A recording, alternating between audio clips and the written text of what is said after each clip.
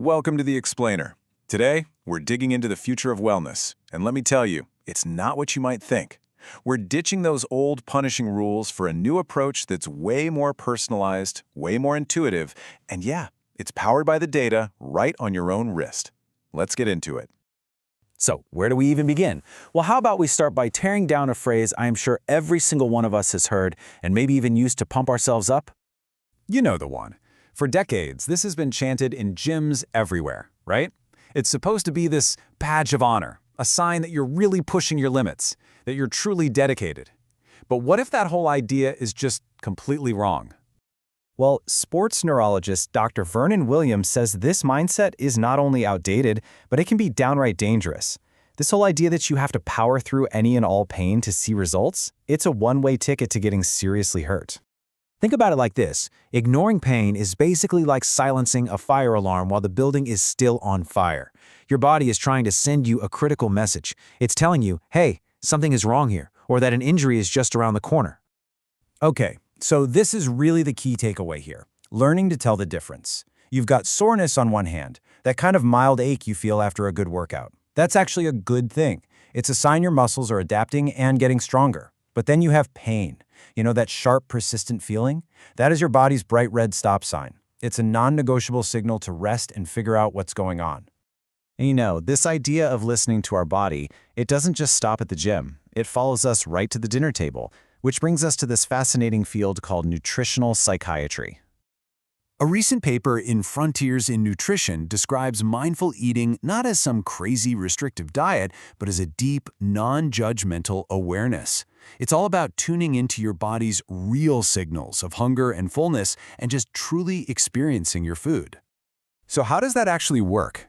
Well, it's about breaking our autopilot habits. You know, instead of eating because you're stressed or just because it's noon, you learn to tell the difference between real hunger and something called hedonic hunger, which is basically eating for pleasure or because of your emotions. In this is just brilliant. It shows that powerful connection between our mind and our gut.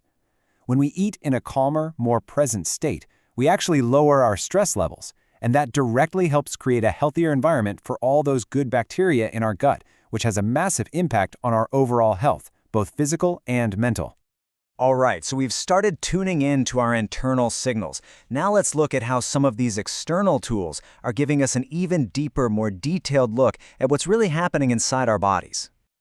This probably won't surprise anyone, but according to the American College of Sports Medicine's big annual forecast, the #1 fitness trend for 2026 is, you guessed it, wearable technology.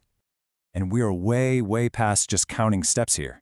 The real magic, as the experts say, is turning all that raw data into actual personal insights. So for example, by tracking your sleep quality alongside your heart rate, you can literally see how a stressful day at work impacts your body's recovery. It helps you finally connect the dots. But here's what's really interesting. It's not just about the gadgets. Look at what comes right after wearables. You've got fitness for older adults and exercise for weight management. These aren't about quick fixes or intense, punishing workouts. This shows a huge shift in the entire industry toward a more holistic, long-term approach to just being well. Okay, so we've got a new mindset, we've got new tools, but in a world that is just flooded with health info and, let's be honest, a lot of misinformation, we also need some new guides to help us sort through it all. And this is where a new kind of expert is stepping up, the media dietitian. These are qualified, registered dietitian nutritionists who are also experts in communication. They're meeting people where they actually are, on social media, on podcasts, you name it, to deliver credible, science-backed advice. I mean, look at all the ways they're working. They're writing articles, hosting podcasts, creating social media content. The goal for all of them is to take complicated nutritional science and translate it into advice that's actually clear, that's actionable, and that's easy to follow. And as media dietitian Amy Gorin says here, this role is becoming incredibly influential. In an age of wellness scams and crazy fad diets, having qualified experts who can effectively cut through all that noise is frankly more important than ever. So let's recap. We've thrown out the old rules, we've learned to look inward with mindfulness, we're harnessing new tech, and we've found our expert guides. So what does this whole new wellness paradigm actually look like when you put it all together? Well, the answer isn't some rigid, one-size-fits-all plan. It's really about taking all these new mindsets and tools and weaving them into a flexible, cohesive strategy that is 100% uniquely yours. You see how this all creates a kind of feedback loop? It starts with listening to your body's signals. Then you support those signals by eating mindfully.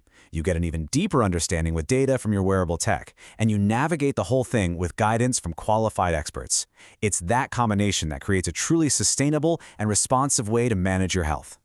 So, this big shift, away from a rigid, punishing model and toward one that's personalized, intuitive, and intelligent, that is the future of wellness.